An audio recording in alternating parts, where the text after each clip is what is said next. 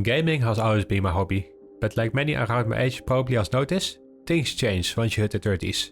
You don't have time to play games all day, most of us do have a job, some even got children to take care of, and don't let me get started about all the chores. But that doesn't mean we don't like it anymore, we still hold our passion for gaming. And we will already be happy if we get an hour or two to play during the night after a long day of work. But things did change, and that's what I'm gonna talk about today. I started gaming at a very young age, and I grew up with games like Morrowind, Diablo, even Prince of Persia and a silly ski game with the Angry Yeti. I owned most of Nintendo consoles and blowed into many cartridges to get them started. My biggest love were online multiplayer games, and I spent hundreds of hours with friends in World of Warcraft and League of Legends. Finally, my friends and I did hold many LAN parties together, where we dragged our PC or Xbox console to one of my friends' home and played games non-stop for a few days. I do consider this the golden age of gaming, and we had many amazing games to play.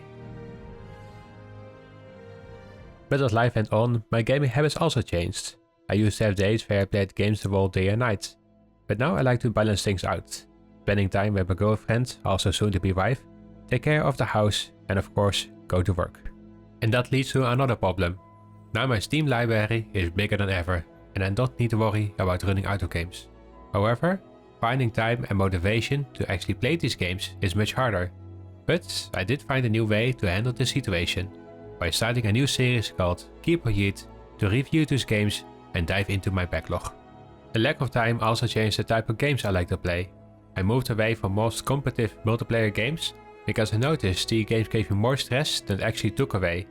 After a long day of work, the last thing I needed was more pressure.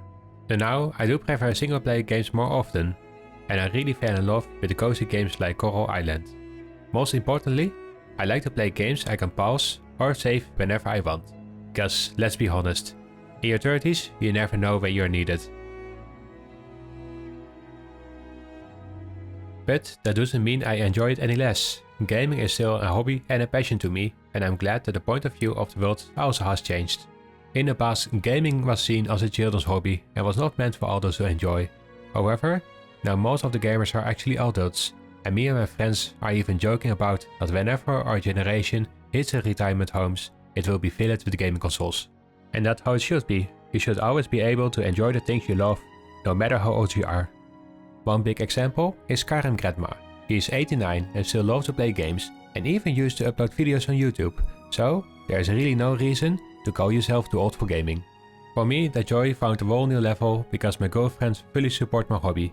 She even picked up a controller herself, and we have played co-op games together like It Takes Two and Stardew Valley. It became a really special way for us to connect. So, what is next? Well, I don't see my passion fading anytime soon. I will definitely keep playing games. They are my favorite way to relax and unwind after a long day of work. And even though I might play less than I used to, I still do talk a lot about games. And that is why I'm so excited about this channel. It's a perfect way for me to stay connected to this hobby I love and share the joy with all of you. So the future looks bright, and I will still be gaming, and I don't think that will ever change. And so we have arrived at the end of this video, but I know I'm not alone. So I have to ask, what changed for you? Have your gaming habit changed once you got older? Share your story in the comments below. Thanks again for watching, and I hope to see you next time. Bye!